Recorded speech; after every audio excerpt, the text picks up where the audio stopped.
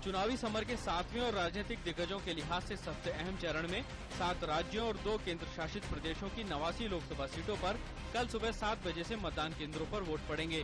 7वें चरण का ये चुनाव राजनीतिक दलों के लिए इसलिए भी अहम है क्योंकि इसके साथ ही 3/4 से ज्यादा सीटों पर मतदान का काम पूरा हो जाएगा।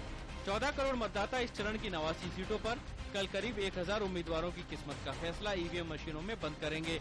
गुजरात की सभी 26 सीटों के अलावा पंजाब की सभी 13 सीटों पर मतदान होगा।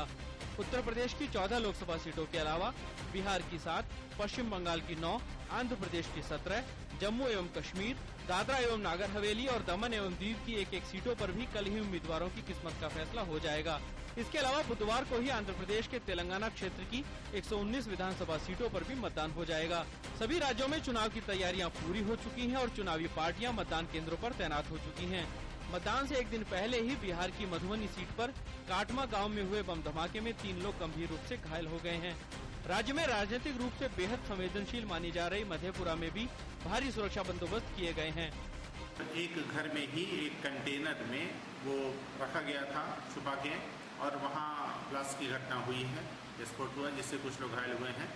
पूरे मामले को पुलिस अधीक्षक स्वयं अपने नियंत्रण में उसका अनुसरण करते हुए देख रहे हैं। तथ्य आते ही अनुवर्ती कानूनी कार्रवाई की। क्रिटिकल पोलिंग स्टेशन का हम लोगों ने आइडेंटिफिकेशन किया है। हम लोग यहाँ 100 सेक्टर ऑफिसर हैं।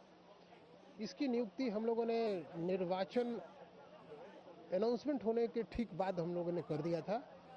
इन लोगों के द्वारा जगह जगह अपने अपने क्षेत्र में भ्रमण करके वल्नरेबल बूथ का निर्धारण किया है।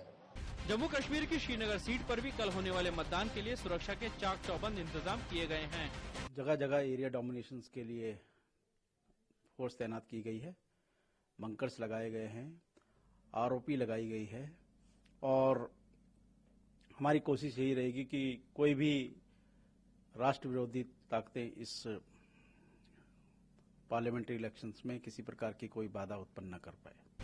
इस चरण के मतदान में जिन प्रमुख लोगों की सियासी किस्मत का फैसला होना है उनमें कांग्रेस अध्यक्ष सोनिया गांधी, बीजेपी के अध्यक्ष राजनाथ सिंह, पार्टी के 4 दिग्गज नेता लालकृष्ण आडवाणी, मुरली मनोहर जोशी, अरुण जेटली और उमा भारती शामिल हैं।